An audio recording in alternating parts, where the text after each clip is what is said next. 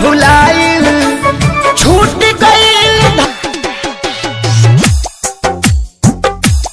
भाईल मंगल चांद के मिशन भुलाइल कुदरत के आगे देखा विज्ञान